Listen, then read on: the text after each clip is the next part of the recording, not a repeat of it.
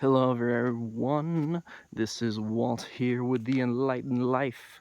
Here we are talking about another idea about why people do not succeed. Now, famous people have done this one. Great thinkers of all time have talked about the ideas of success, why some people succeed, why some people don't, just what's up with that. And so here I am just kind of giving my personal take on it, see what you guys think about it as well. So, why don't people succeed? Well, Earl Nightingale has a famous kind of tape on this one. He really gets to talking about this kind of principle about success and how success can be defined as like this achievement of a worthy ideal.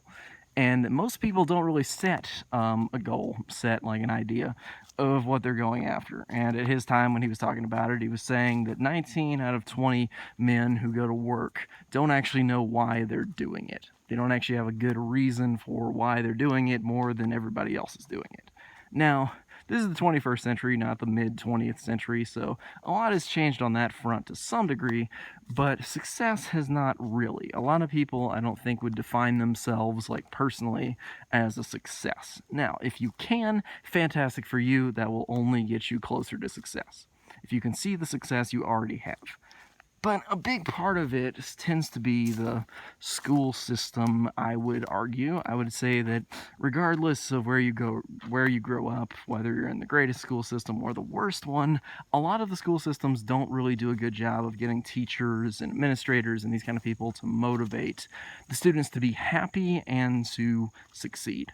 A lot of school seems to be stuck in an idea of like a time where everybody made things with their hands, where it was all about manufacturing, and a lot of things were aimed at getting people blue-collar jobs that would have good pensions, that would have lasting benefits, that would have that kind of stuff. And it was not about individuality as much as just being able to get a solid job, have a decent kind of education about like basic history, basic English, all this kind of, basic math, knowledge for living the day-to-day life to some degree.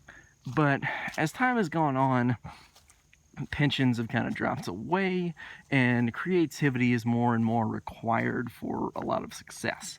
And schools don't teach creativity, okay? They actually beat creativity out of students. They want them all to color in the same lines, to write this essay, this style. Creative thinking is rarely rewarded in schools after, say, like first grade.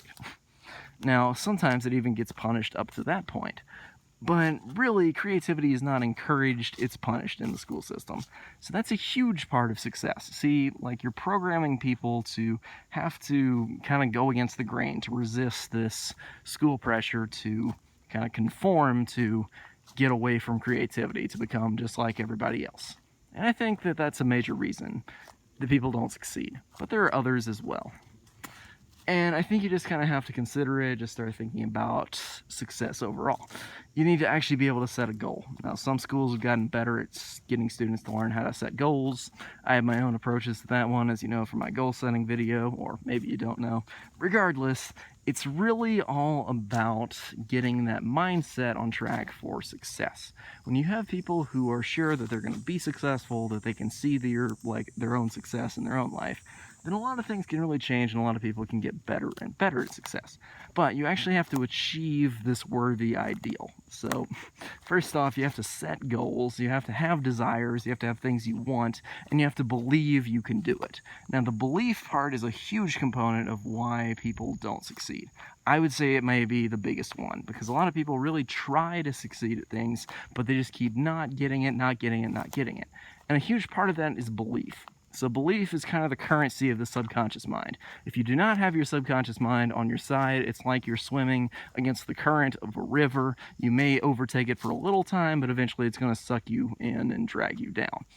Versus if you're with the current of the river, if the river is flowing on to positivity and happiness, you don't have to swim against it. You can swim with it, and the river will just aid you and take you exactly where you need to go.